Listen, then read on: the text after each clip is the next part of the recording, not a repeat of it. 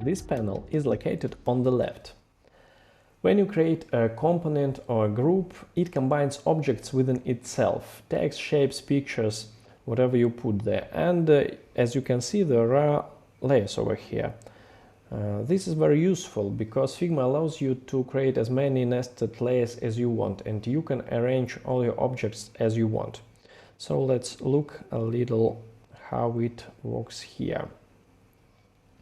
There are different layers, and as you see, there are different icons of them.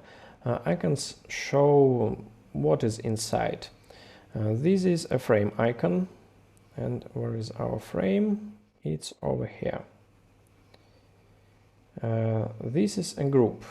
This icon of dashed rectangle means group, that there are some objects that are grouped and you can move them as a group. You can do something with them as with a group.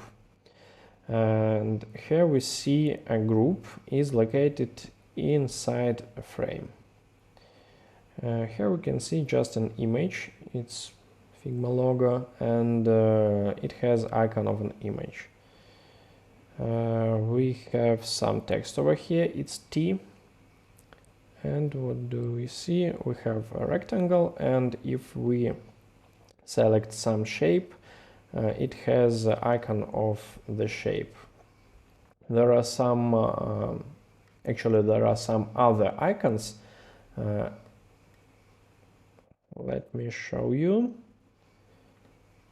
For example, at this page, we can see this icon. It means that this is a duplicate or a copy of a component, and this icon means that it is a component.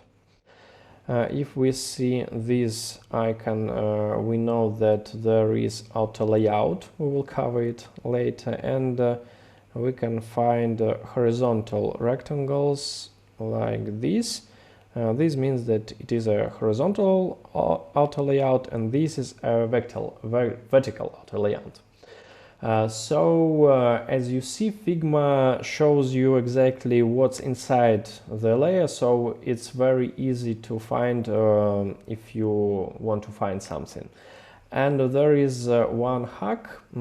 As you see, there is a big file, a lot of some objects over here, and this is pretty confusing to search and to find something here. And there is a very beautiful shortcut that I use all the time. It's Option L or Alt L at Windows, and it will collapse all the layers. I selected this one. Let me show you again.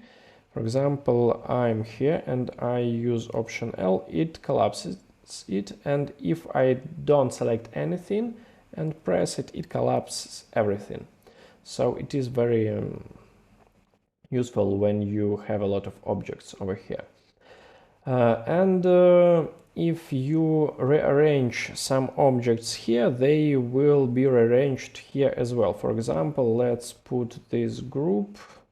Okay, let's create some new objects. This one and this one. Let's make it colorful. Let's make it another color as well. So as you see, they are over here, and if I put it like this, the star is above the ellipse, but if I rearrange them here, they will be rearranged here.